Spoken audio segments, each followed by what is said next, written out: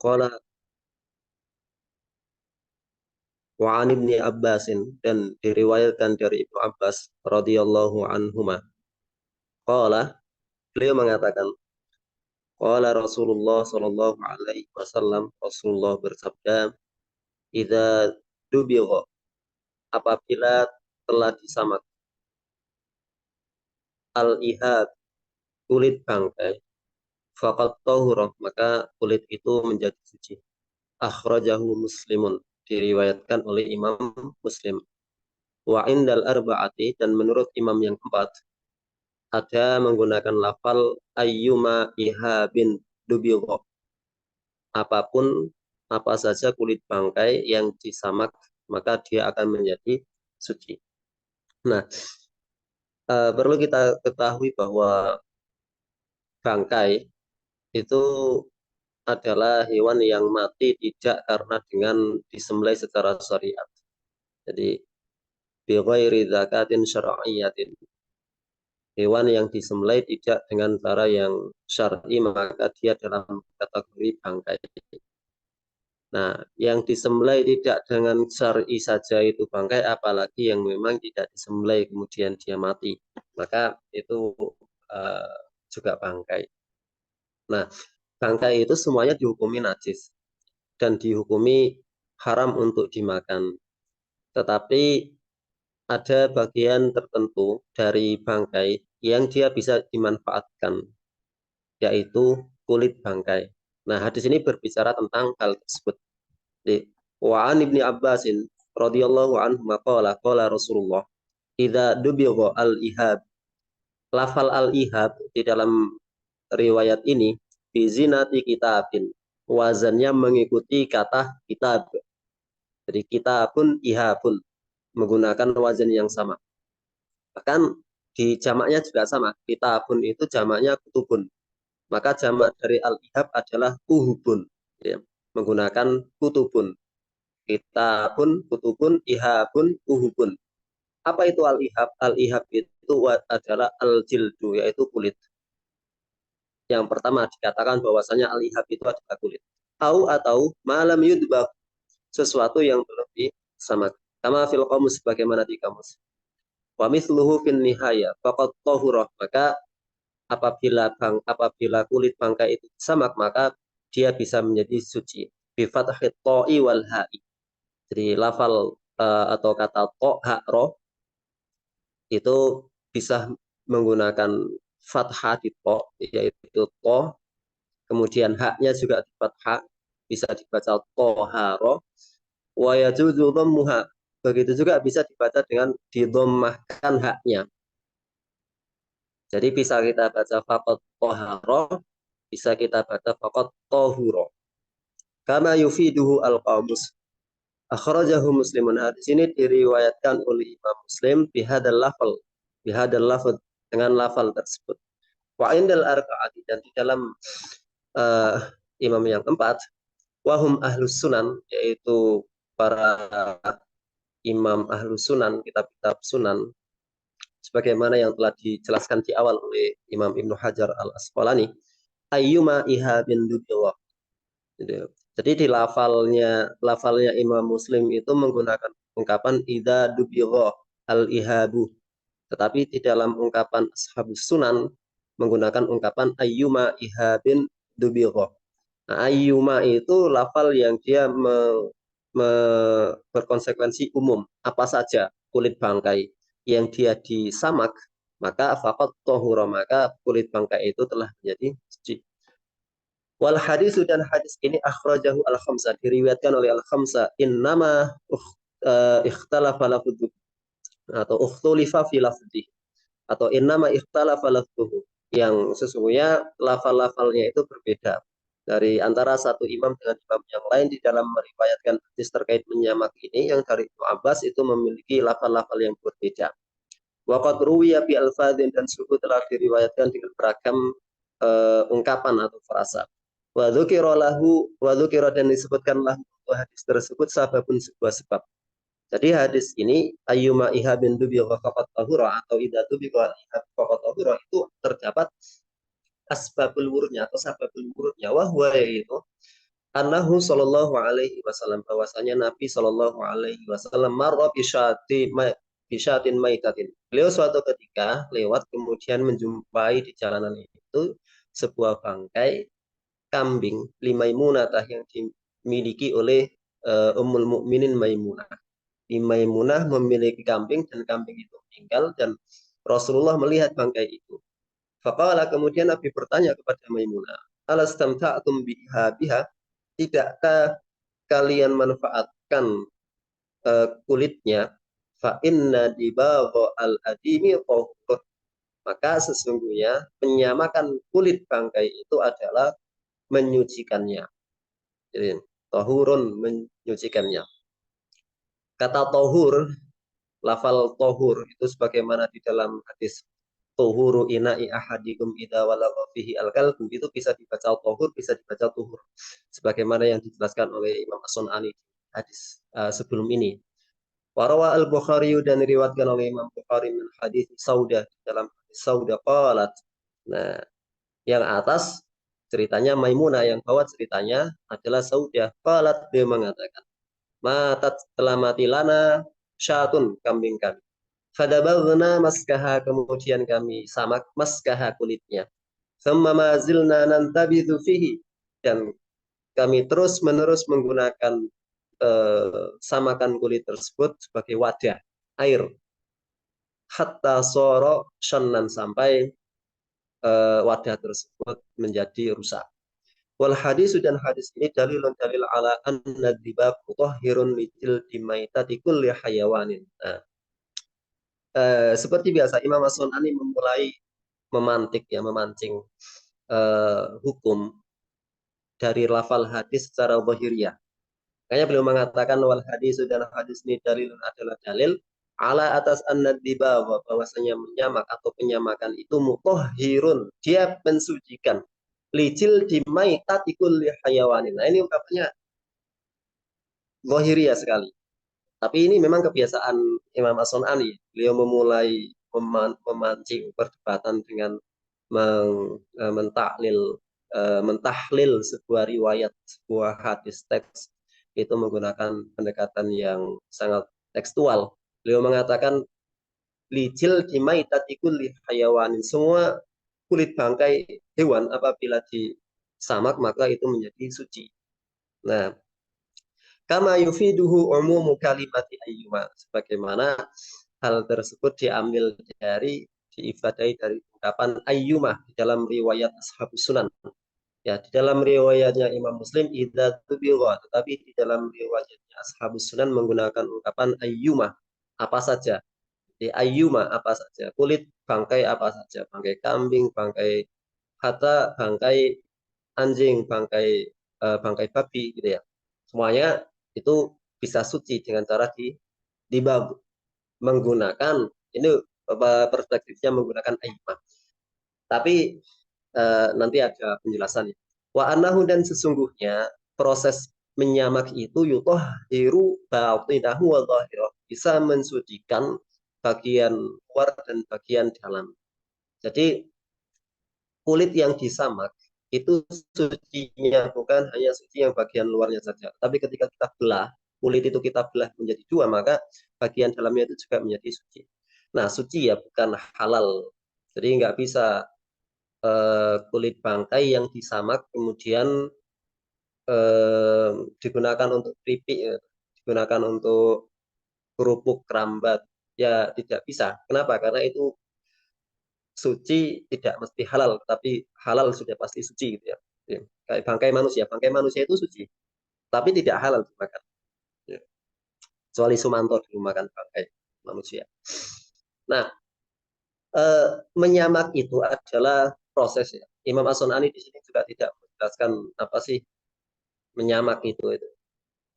Ad-dabagu atau ad-dibaghah itu tidak beliau sebutkan, tapi menyamak kulit itu adalah membersihkan. Atau pertama-tama kita ambil tulang, kita lepaskan kulit itu dari badannya, kemudian kita hilangkan bulu-bulunya, hilangkan zat-zat yang bisa membuat kulit itu menjadi bau, sekalian juga menghilangkan bekas-bekas daging, kemudian sisa-sisa urat, sisa-sisa KJ, ya, lemak dan lain sebagainya menggunakan madah atau materi yang khirif. Khirif itu rasa-rasanya pedas atau sepet-sepet gitu ya. Nah, itu adalah proses dibak. Nah, kalau kulit bangkai itu sudah didibak, sudah didabak, ya, sudah disamak, maka dia bisa menjadi suci dan bisa digunakan. Nah, beliau kemudian membahas tentang hukum yang terkandung di dalam hadis ini. Wafi al-mas'alati, dan di dalam masalah apakah dibagi itu menyamak itu bisa mensucikan kulit atau tidak, sab'atu aqwalin, ada 7 pendapat. Nah, ini pendapatnya banyak sekali ya, sampai ada 7 pendapat terkait hukum menyamak, bukan hukum menyamak, hukum kulit yang disamak gitu ya. Al-awwal, yang pertama, an-naddibawa, bahwasanya penyamakan tersebut yutahhiru, bisa mensucikan jildal maitati, kulit bangkai, batinihi wa dhahirihi, luar dan dalam, dalam dan luar itu suci. Itu pendapat yang pertama. Wala yukhassu minhu syai'un, wala yukhassu minhu syai'un, dan tidak dikecualikan dari hal tersebut kulit apapun. Artinya ini menjadi pendapat yang zahiriyah sebagaimana yang beliau ungkapkan di awal. Tidak ada satu kulit pun yang dikecualikan dari keumuman lafal ayyuma ihabin.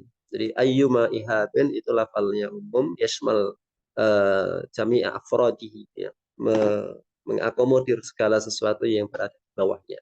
Amalan bidhahiri hadis Ibnu Abbas. Nah, sebagai bentuk pengamalan terhadap zahir hadis Ibnu Abbas. Wa ma fi makna, dan juga di dalam riwayat yang senada. Wa hadza marwiyun, dan pendapat ini diriwayatkan an Ali radhiyallahu anhu.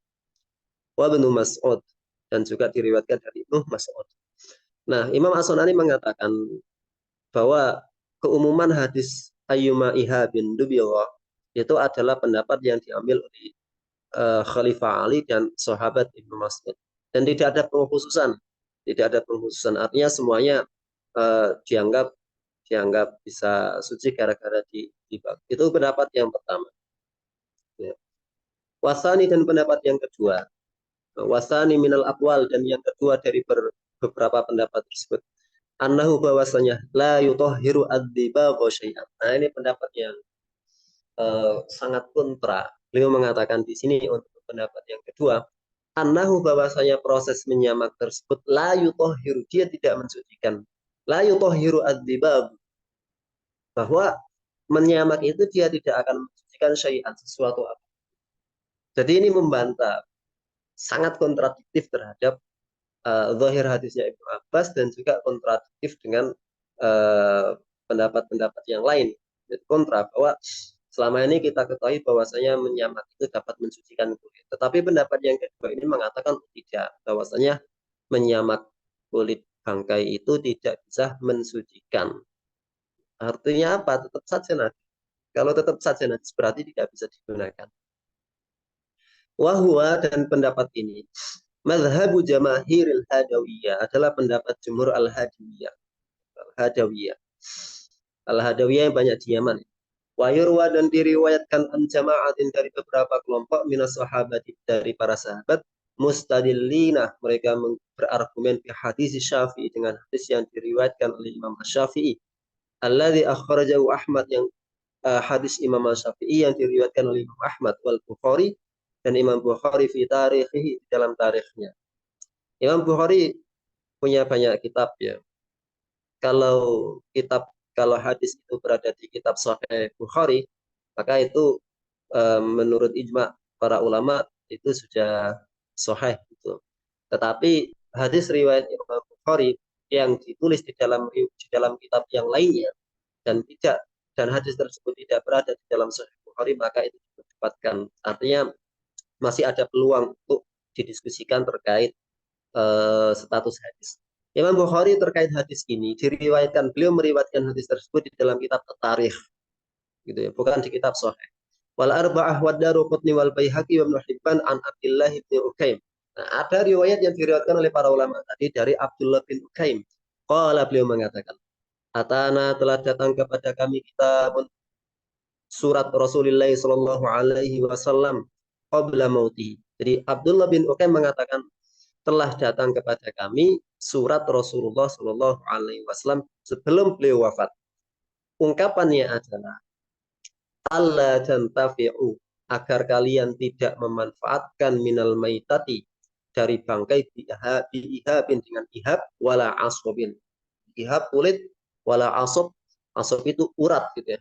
Asob, wala asobin. Jadi kalian jangan memanfaatkan sesuatu apapun dari bangkai. Baik itu kulit, baik itu adalah urat. Jangan dimanfaatkan. Nah, hadis ini tentu sangat bertentangan. Di hadis yang diriwayatkan dari Maimunah, kemudian dari Sauda, mengatakan Nabi mengatakan bertanya, tidakkah kalian memanfaatkan bangkai tersebut? Ala infa apa tantafiuna, tidakkah kalian mengambil manfaat atau memanfaatkan? Di sini la tantafi, kalian jangan gunakan. Jadi kontradiktif ya. Sampai titik ini kita menganggapnya kontradiktif, berbeda gitu ya. Saling bertentangan. Yang satu membolehkan, yang ini melarang. Wa fi riwayat Syafi'i, dan di dalam riwayatnya Imam Syafi'i wa Ahmad dan Ahmad wa Abi Dawud dan Abu Dawud qabla mautihi bi syahrin. Jadi di dalam riwayat yang atas tadi cuma mengatakan qabla mautihi.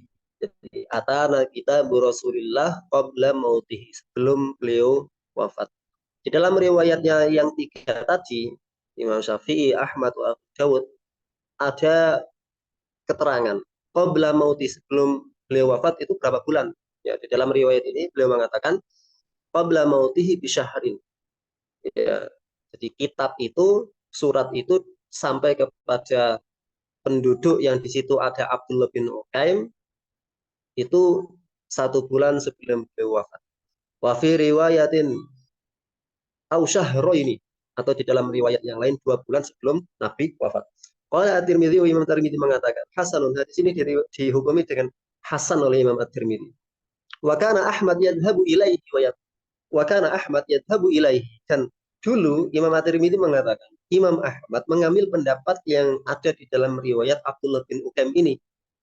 Jadi dulu Imam Ahmad berpendapat bahwasanya menyamak itu tidak membuat suci, la yutahhir al-hab, tidak mensucikan kulit bangkai. Wa yaqulu, dan Imam Ahmad mengatakan hadza akhirul amrayni, ya, bahwasanya hal ini ya yang berada di dalam suratnya Rasulullah itu adalah hal terakhir dari 2 perkara. Ya, dari 2 perkara, maksudnya boleh dan tidak boleh. Maka tidak boleh ini adalah yang terakhir. Tetapi kemudian Imam Ahmad ya meninggalkan pendapat tersebut. Imam Ahmad tidak lagi berpendapat dengan pendapat yang kedua ini. Qalu ay al-Hadawiyah mengatakan, Hadawiyah mengatakan, wa hadzal haditsu nasikhun li hadits Ibnu Abbas. Para fuqaha dari kalangan al-Hadawiyah itu berpendapat bahwa hadis yang diriwayatkan Abdullah bin Uqaim yang dihasankan oleh Imam At-Tirmidzi dan diriwayatkan oleh banyak ulama ini itu menasakh, menghapus keputusan hukum yang berada di dalam hadisnya Ibnu Abbas dari Maimunah dan dari Saudah. Jadi nasikh. Kenapa? Karena salah satu cara untuk bermuamalah dengan teks yang kontradiktif, nampak kontradiktif, salah satunya adalah dengan nasikh. Tentu itu setelah beberapa tahapan. Lidalalatihi ala tahrimil intifa'i minal maitati biha wa asobiha. Gitu. Jadi karena di dalam hadis Abdullah itu terdapat petunjuk yang jelas terkait pengharaman memanfaatkan dari bangkai, baik itu memanfaatkan kulitnya atau wa'asobi. Ini siapa yang mau bersedekah membaca ini? Ada yang ingin membaca? Wa ujiba an bi ajbibatin.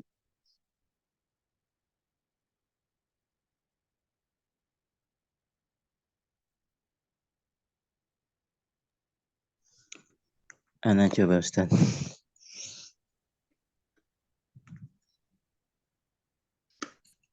Bismillahirrahmanirrahim. Tafadhol. Wa ujiban bi ujubatin. Al-awwalu Bi annahu ajwibatin. hadis bi ajwibatin. Al-awwalu annahu hadisun muttaribu fi sanadihi fa innahu ruya taratun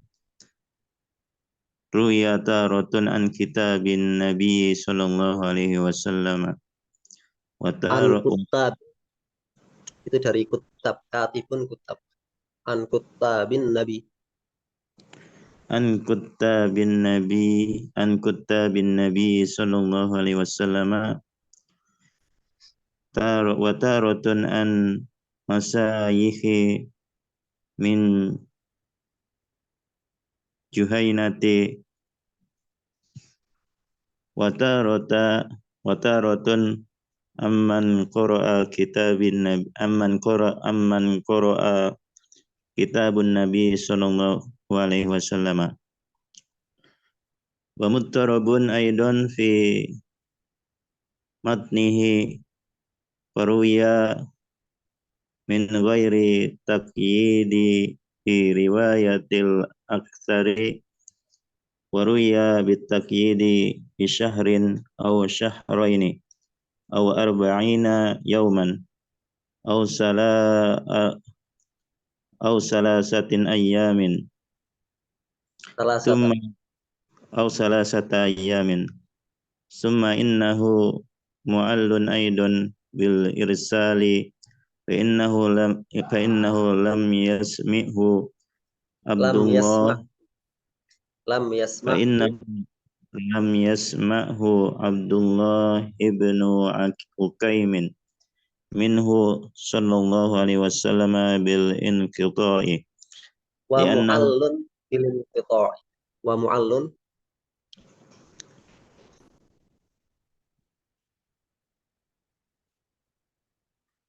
Istamir. Wa mu'allun bilin qita'i.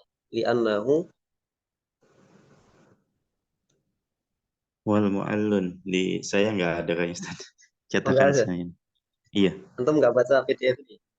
Oh enggak, saya baca di Oh, kitabnya Ustaz. oh gitu. Baik, Ya. Istamir. Li'annahu lam yasmi'hu Lam yasma'u. li'annahu lam yasma'hu Abdurrahman ibnu Abi Laila min ibni Ukaimin walidhalika taraka Ahmadu ibn Hanbalin al-qawl Al-qawla. al-qawla bihi akhiran wa kana yadhhabu ilaihi awwalan kama qala anhu at-Tirmidzi.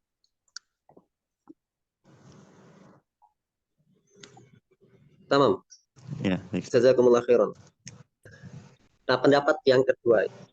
Pendapat yang kedua ini dibantah oleh Imam As-Sun'ani. Imam As-Sun'ani membantah pendapat yang kedua ini.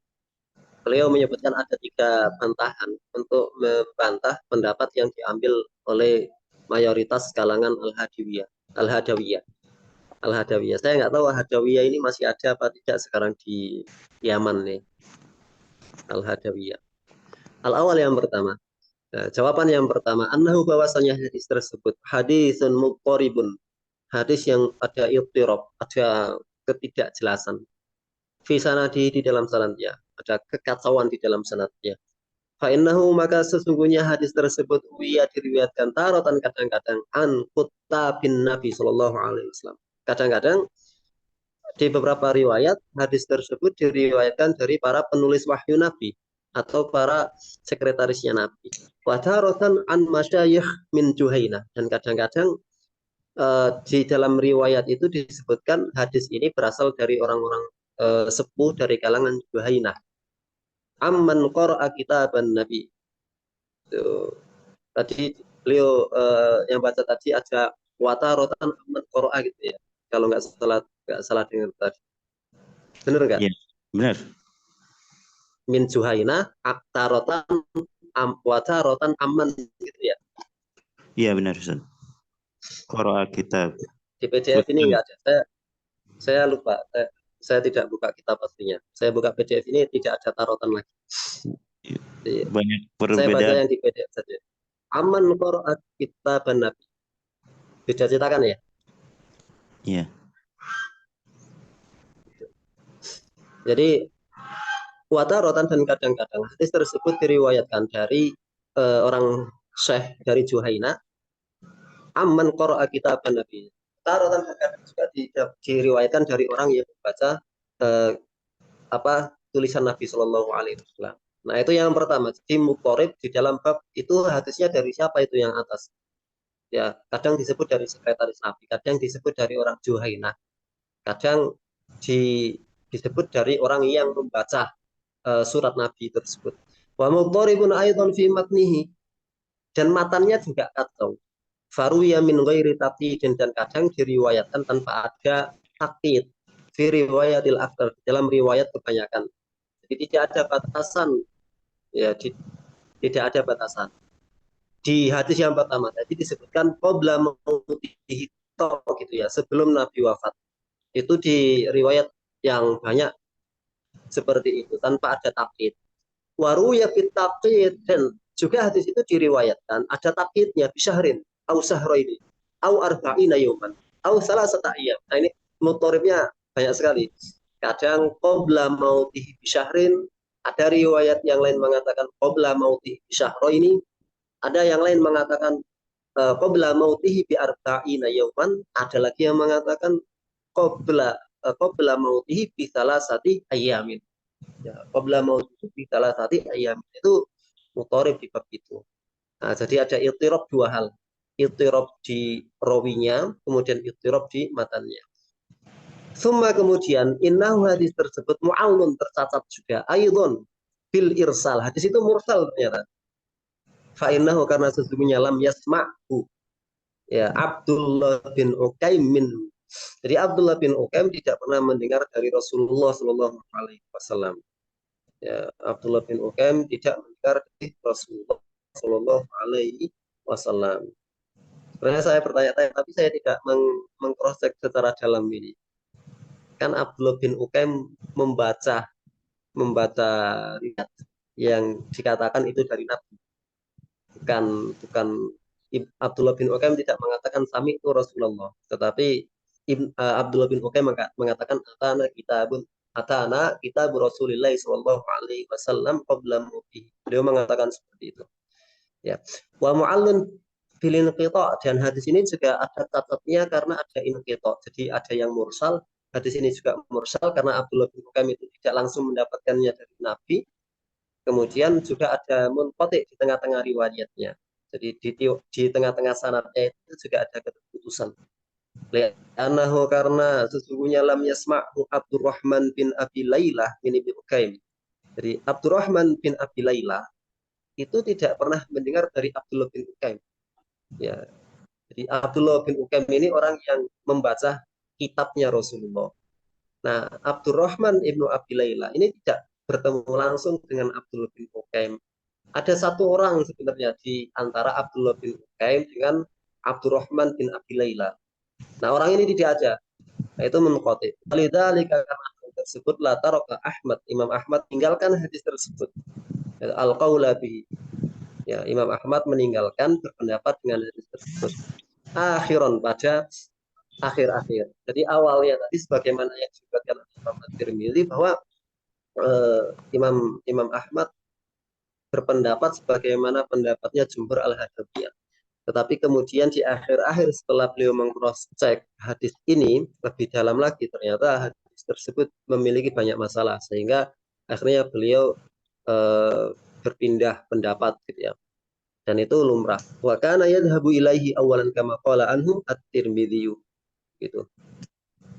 Wasanian, dan yang kedua, wasanian dan yang kedua. Siapa tadi yang baca tadi? Mas Yanto ya? Ya, ya, Atau siapa tadi? saya Bisa Ustaz. dibaca lagi.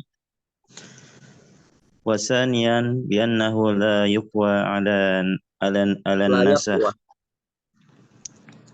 Ya, Ustaz. layak kuah, layak kuah, Wasaniyan bi'an alan nas. la yuqwa ala naskhi. lianna hadisil dibagi asahu Ada anna. fa inna Anna haditha. lianna hadisil Lianna dibagi haditha.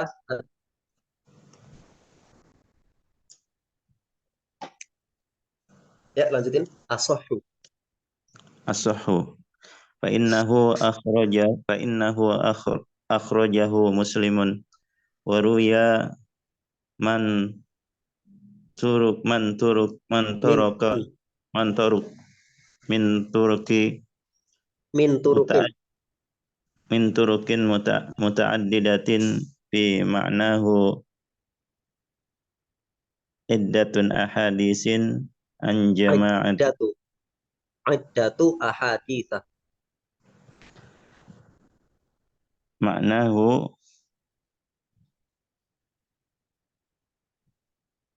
Iddatu ahaditha. iddatu ahadisa an jama'atin minas sahabati fuin ibnu Abbasin hadisani wa an ummi salamata salasatun wa an anasi hadisani Wa an salamata anasin. bin wa an anasin hadisani wa an salamata bin al-mahbuki Al-muh. Al-muhbiq. al-muhbik wa aisata wal mughirata wa abi amamata wa ibni mas'udin wa li anna an-nasikha la budda min tahqiqin ta'khirihi wala dalila ala ta'khiri hadis ibni Uqaimin Ta'akhuri. ala ta'akhuri hadisi ala ta'akhurin hadis ibni Uqaimin wa riwayatu tarikhu wa riwayatu tarikhi fihi Fi bish syahrin. fihi bi syahrin aw syahraini mu'allatin fala taqumu Mu'allatun. biha mu'allatun fala taqumu biha hujjatun 'ala an-naskhi ala annaha law kanat riwayatu tarikhi sahihatun ma dallat 'ala annahu akhiral amrayni jazman. Jazman. Baik. Yafi. Jazakumullah. Nah, jawab yang kedua sekarang. Wasanian dan yang kedua. Di anahu bahwasanya hadis Abdullah bin Uqaim itu layak kuat tidak kuat ala naskhi untuk menasakh. Jadi Al-Hadawiyah tadi mengatakan bahwa hadisnya Abdullah bin Uqaim la tantafi'u minal maitati bihabin wala asufin. Itu tidak kuat untuk menghapus hukum yang diambil dari hadis Ibnu Abbas. Ayyuma ihabin dubigha faqad tahur. Tidak kuat. Tidak kuat. Kenapa? Fa innahu karena hadis ad-dibaq itu asoh. Hadis tentang menyamak itu lebih kuat daripada hadis yang melarang. Fa innahu karena sesungguhnya hadis itu mimma dari hadis-hadis ittafaqu alaihi asy-syaikhani yang telah disepakati atas keabsahan hadis tersebut Imam Bukhari dan Muslim. Tadi Mas tadi tidak ada ittafaqu alaihi asy-syaikhani. Jadi hadis itu disepakati oleh Imam Bukhari dan Imam Muslim kesahihan hadis tersebut. Wa akhraja Muslimun dan Imam Muslim meriwayatkan juga. Warawa wa ini apa ini? Waruya min turukin muta'addidatin fi ma'nahu iddatu ahaditsa an jama'atin minas sahaba. Dan juga diriwayatkan dari banyak sekali jalan jalur sanad yang semakna dengan hadis tersebut. Jadi hadis tentang pembolehan memanfaatkan kulit bangkai yang telah disamak itu diriwayatkan oleh banyak hadis, oleh banyak sahabat. Imam Sunani menyebut di sini an Ibnu Abbas hadisani. Dari Ibnu Abbas ada dua hadis. Wa an Ummi Salamah ada tiga hadis. Wa an Anas hadisani dua. Wa an Salamah bin Muhdik. Nah, kemudian ada dari Aisyah, dari Mughirah, Abu Umamah, wa Ibnu Mas'ud. Ini ada 12 hadis ini. Ada 12 hadis yang membolehkan memanfaatkan kulit bangkai. Nah, ini 12 hadis kemudian diriwayatkan oleh Imam Bukhari, Imam. Ya, ini sangat kuat sangat kuat sehingga tidak mungkin dinasah dengan hadis yang banyak banyak irtirobnya, ada muqoribnya, ada kemudian kemudian ada munqotib juga hadis tersebut. Bagaimana mungkin hadis yang lemah seperti itu dia dimenangkan atas hadis yang lebih sahih.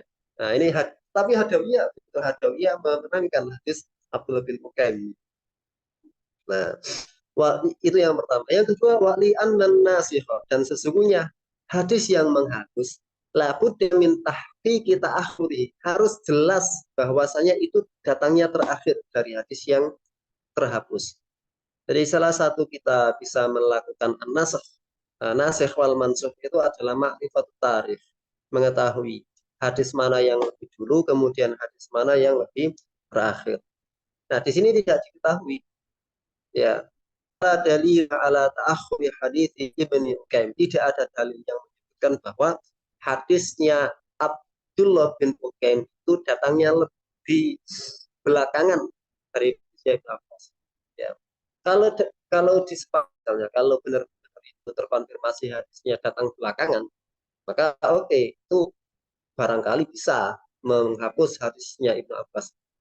Tetapi dalam keadaan tidak jelas ini hadis Abdullah bin Uqaim ini datangnya kapan ini? Di dalam hadis, di dalam keterangan waktu itu banyak ittirabnya. Di sahrin syahraini, kemudian arba'ina yauman, dia mengatakan salah satu ayyam. Itu mana yang itu yang mana? Itu ya. Fala taqumu biha hujjatun. Fala taqumu biha, maka tidak berdirinya hujjatan al-naskhi. Betul. Fala taqumu hujjatun. Fala taqumu biha hujjatun ala naskhi, maka tidak bisa berdiri hujjah dalil dengan hadis riwayat Abdullah bin Uqaim itu untuk menghapus riwayat yang ada di dalam hukum yang ada di dalam riwayatnya Ibnu Abbas. Jadi ala annaha walau kanat riwayat tarikhi sahih ma dallat ala annahu akhirul amri. Nah, beliau andaikan riwayatnya Abdul bin Uqaim itu riwayatnya sejarahnya jelas gitu ya, kapan dia muncul gitu ya.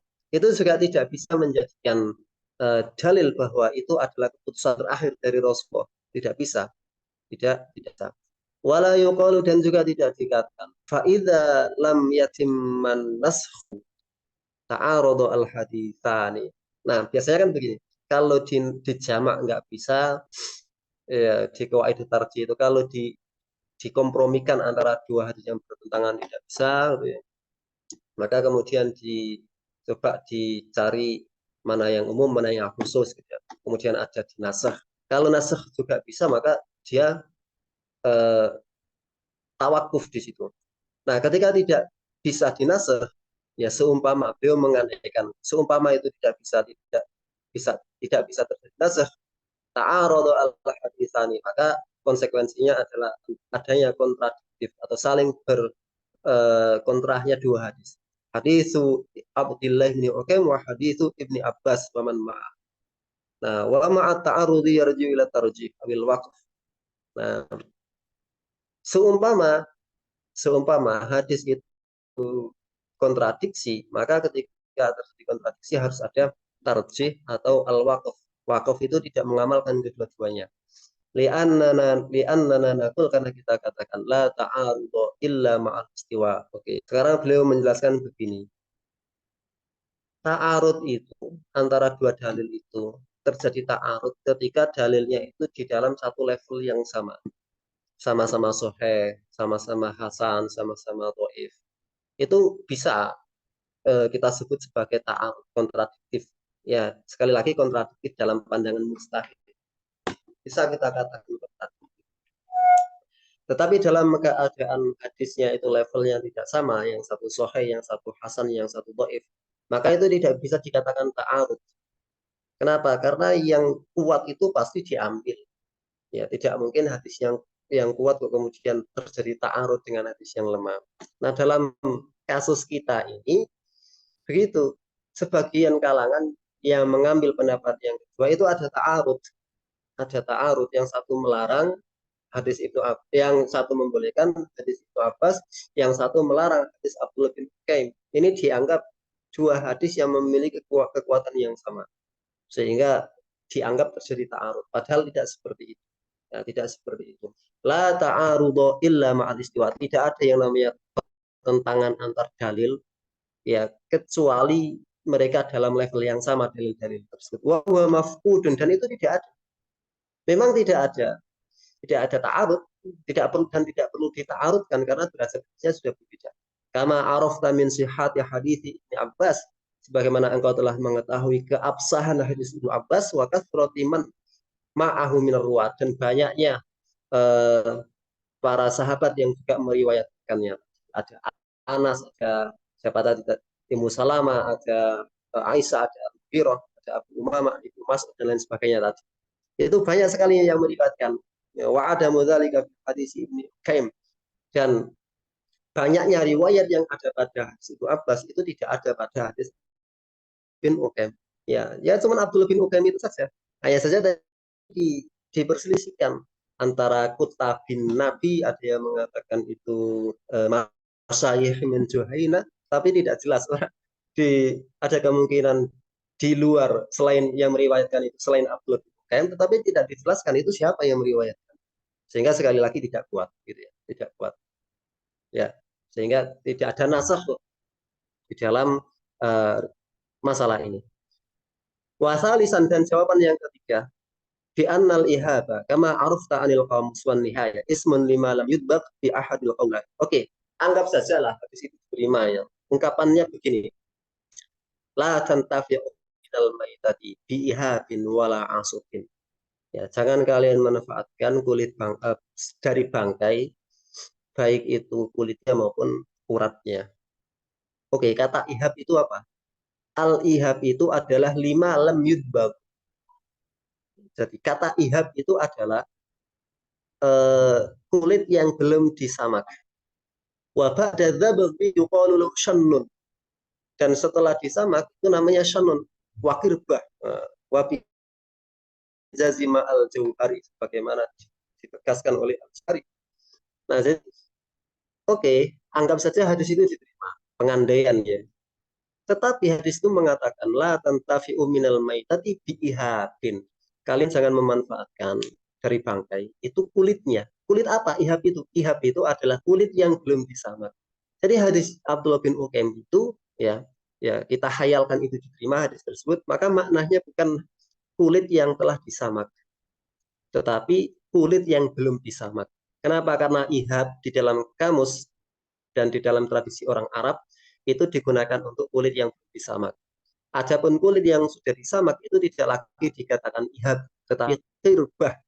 Ya, namanya adalah tirbah atau shan, ya, wadah air, digunakan untuk menggunakan wadah air.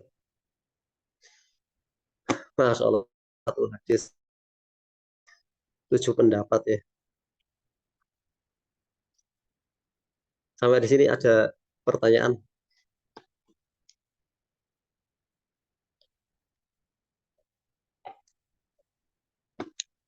Kita langsung baca yang pendapat ketiga ya.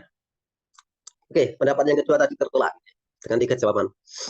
Asalisu, pendapat yang ketiga, minal aqwal uhuru jildu maitatil ma'kuli la ghair.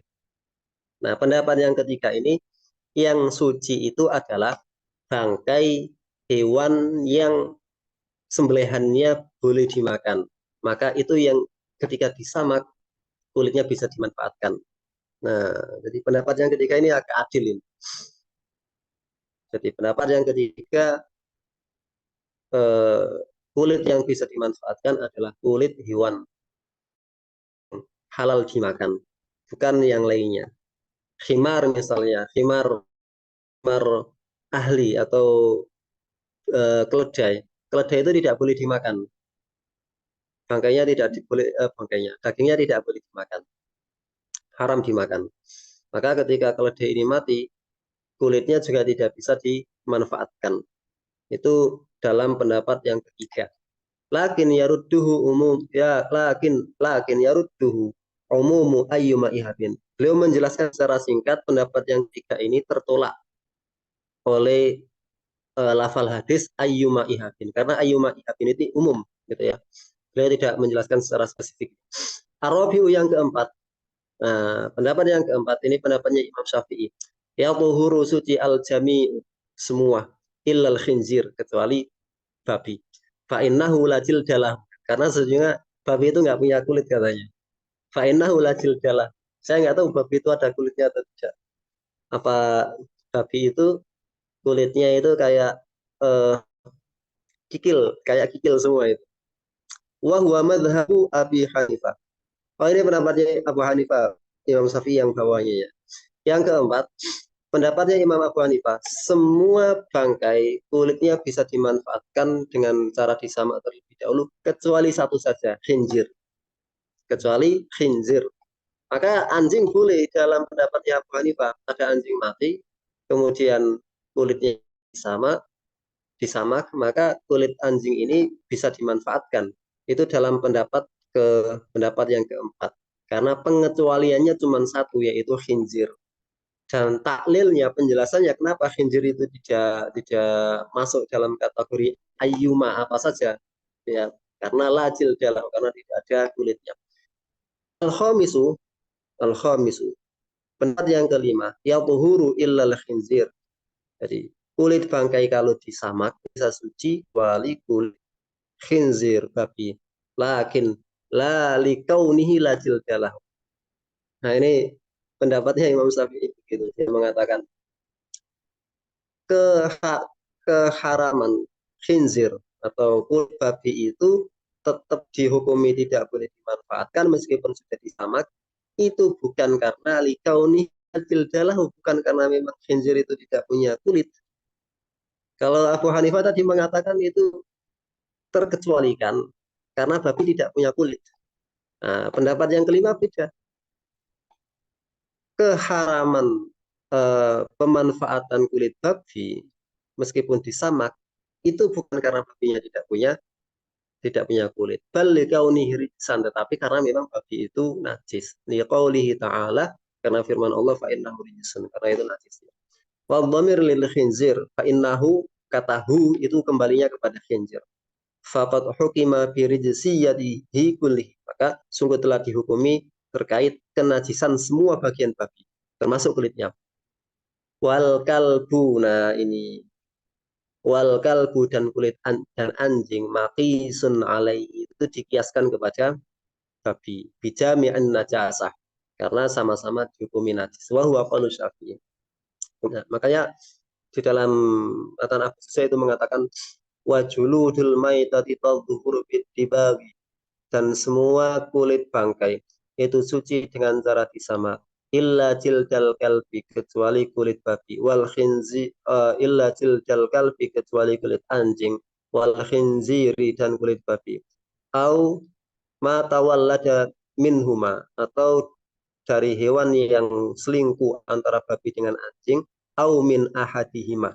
Jadi, atau perselingkuhan antara anjing dengan binatang yang halal, atau perselingkuhan babi dengan binatang yang halal, maka itu anaknya itu juga masuk dalam hukum babi.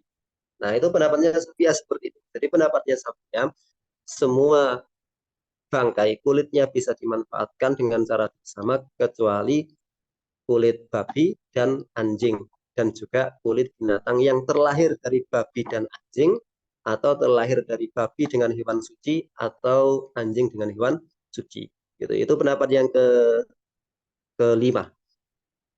Nah, ada dua pendapat lagi, kita selesaikan. As-sadis, dan yang keenam. Ya tuhuru al-jami, semuanya suci. Lakin lakinna dhahirahu duna batini, semuanya suci, semua kulit bangkai itu suci, termasuk anjing, termasuk babi. Tetapi yang suci itu hanya bagian dohirnya saja, bukan bagian dalamnya. Ya, bukan bagian dalamnya. Lakinna dhahiroh. Jadi kalau kita belah, kulitnya itu kita belah jadi dua. Yang dalamnya ini tetap najis. Yang dalamnya tetap najis. Fayusta'malu fil ya bisa dunal ma'iat. Maka kulit-kulit yang disamak itu bisa digunakan untuk keperluan-keperluan yang kering, pada makanan yang kering. Dunal ma'iat, bukan yang cair. Jadi tidak boleh, tidak bisa dalam pendapat yang keenam, kulit hasil samakan itu digunakan wadah air, tidak boleh. Ya, dalam pendapat yang keenam. Wa yusalla alaihi wala yusalla fi, dan digunakan untuk sholat, maksudnya bisa digunakan sejadah, wala yusalla fi, tetapi tidak bisa dipakai untuk sholat. Nah, pendapat yang keenam itu begitu. Kalau digunakan untuk sejadah boleh, tetapi kalau dipakai itu tidak boleh. Kenapa? Karena batinnya itu adalah najis. Sedangkan orang yang sholat itu mahmuluhu, sesuatu yang dia bawa itu tidak boleh ada unsur najisnya. Berbeda kalau dijadikan sejadah. Sejadah itu meskipun bawahnya najis, yang penting kenajisan itu tidak ada rutubah, tidak ada unsur kemudian naik ke bagian bawah, itu tetap dihukumi sebagai suci dan boleh. Gitu ya. Misalnya ada kotoran, ada pipis gitu ya, kemudian kita gelar sajadah, yang penting pipis itu tidak tembus ke bagian atas, maka itu masih bisa digunakan untuk sholat gitu ya. Nah, kembali kepada pendapat tadi, bahwa marwiyun an Malik, dan itu diriwayatkan dari Imam Malik, jam'an minhu bainal ahadisi lamma ta'arud, sebagai bentuk mengkompromikan dalil yang tadi. Yang ketujuh, yuntafa'u bi juludil maitat wa illam tudbaq dhahiran wa batinan. Nah, ini pendapat yang ketujuh ini lebih kacau lagi ini. Ya. Ini lebih kacau daripada pendapat yang kedua. Bahwasanya kulit bangkai itu bisa dimanfaatkan meskipun tidak disamak. Wa illam tudbag, meskipun tidak disamak. Ini pendapat yang ketujuh ini nyeleneh ini. Wa illam tudbag zahiran wa batinan, bisa dimanfaatkan baik zahirnya maupun batinnya. Lima akhrajahu al-Bukhari, karena ada riwayat karena ada hadis yang diriwayatkan oleh Imam Bukhari min riwayat Ibnu Abbas, beliau mengatakan marra bisyatin maitatin. Suatu ketika Nabi lewat ada hewan kambing yang mati. Halan tafa'tum bi ihabia, tidakkah kalian manfaatkan dengan ihabnya? Maka ihab di sini diartikan sebagai kulit kulit kulit yang belum disamak. Ya, seperti sebagaimana yang dijazmkan oleh Al-Jauhari di atas. Nah, karena ungkapan Nabi itu biha, bukan bihirbatiha, bukan bisanniha, maka pendapat yang kedua ini mengatakan bahwa kulit bangkai meskipun belum disamak itu bisa dimanfaatkan. Ya, qalu inha maitah, mereka mengatakan itu adalah bangkai. Ya, ketika ditanya oleh Rasulullah tadi. Qala, kemudian Nabi mengatakan innama hurrima luha, sesungguhnya yang diharamkan adalah memakannya. Wa huwa ra'yu Zuhri, itu pendapatnya Imam Zuhri. Nah, Imam Zuhri ini juga imam madhab, hanya saja madhab beliau tidak tersebar karena tidak ada muridnya atau muridnya pindah madhab. Wa ujiba, dan dijawab anhu dari pendapat tersebut, bi annahu mutlaqun, bahwasanya perkataan Nabi itu halan tafa'tum biha itu mutlak, tidak ada batasan. Sedangkan ada hadis yang mengqayyidnya.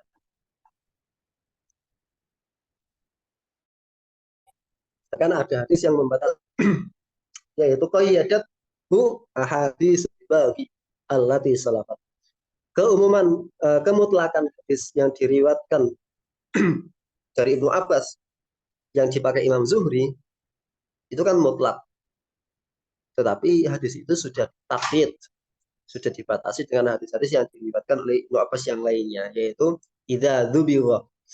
Nah, karena ini kan bagian pertama saja, hadis halan tafa'tum biha, itu kan bagian yang pertama.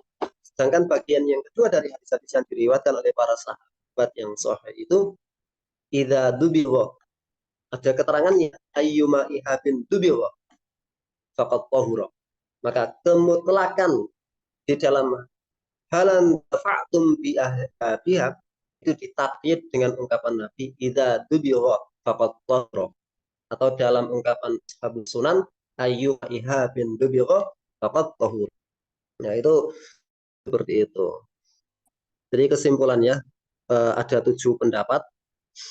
Pendapat yang pertama, semua kulit kalau disamak bisa dimanfaatkan. Pendapat kedua, menyamak kulit itu tidak memiliki manfaat apapun, artinya tidak bisa dimanfaatkan sama sekali. Pendapat yang kedua, semua kulit itu boleh dipakai, ya, dengan catatan itu adalah kulit binatang yang bisa dimakan. Pendapat yang keempat, pendapatnya Imam Abu Hanifah, bahwa kulit yang disamak itu boleh dimanfaatkan semua kecuali babi. Kemudian pendapat yang keenam, pendapatnya Imam Syafi'i, semua yang disamak itu bisa dimanfaatkan kecuali kulit babi, anjing, dan juga hewan yang terlahir dari babi dan anjing. Kemudian yang keenam, kulit hewan itu, kulit bangkai itu bisa dimanfaatkan meskipun belum disamak, ya, meskipun belum di apa, yang keenam beda ya, semuanya suci, tetapi yang suci adalah zahirnya bukan batinnya. Dan yang ketujuh ini pendapatnya Imam Azhari tadi, bahwa eh, kulit bangkai itu bisa dimanfaatkan meskipun tidak disamak. Dan saya kira pendapatnya Syafi'iyah kuat di sini, bahwasanya pendapatnya Syafi'iyah kuat karena yajma' bainal ahadis, mengkompromikan dan mengkomparasikan berbagai macam hadis dan juga dalil, bahwa pendapatnya Imam Syafi'i adalah semua kulit bangkai yang disamak itu suci, dalamnya dan luarnya, kecuali kulit anjing, kulit babi, dan kulit hewan yang terlahir dari babi dan anjing. Wallahu a'lam. Ada yang didiskusikan?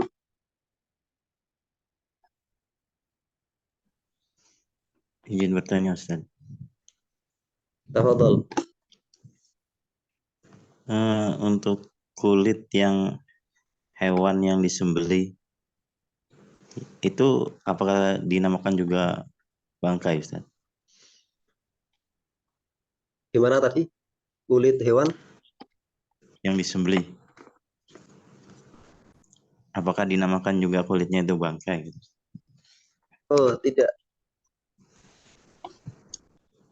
Tidak termasuk. Menyembelih itu mensucikan semua bagian binatang, termasuk tulang, termasuk bulu, termasuk rambut, termasuk kuku. Itu semuanya menjadi suci gara-gara disembelih, sehingga tidak dikatakan bangkai. Itu di dalam Jadi ungkapannya itu wa admul maitati wa sya'uha najisun ilal adamiyah. Jadi semua tulang bangkai, kemudian rambut-rambut bangkai, artinya yang tidak disembelih dengan syar'i maka itu bangkai. Sedangkan yang disembelih secara syar'i maka semua bagiannya tidak dikatakan bangkai. jadi nggak perlu disamak lagi, Ustaz. Eh, Fungsi samak itu sebenarnya untuk menghilangkan zat-zat yang dia bisa membuat busuk. Jadi kalau kalau tidak disamak, ya kulit binatang yang disembelih tidak disamak itu ya bisa-bisa saja langsung dipakai. Itu tidak akan, karena ada lemaknya, ada daging-dagingnya, itu akan mempercepat pembusukan.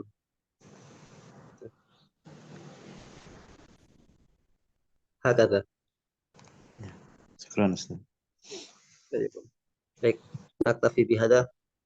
Subhanakallahumma wa bihamdika asyhadu an la ilaha illa anta astaghfiruka wa atubu ilaik. Assalamualaikum warahmatullahi wabarakatuh. Waalaikumsalam. Waalaikumsalam warahmatullahi wabarakatuh.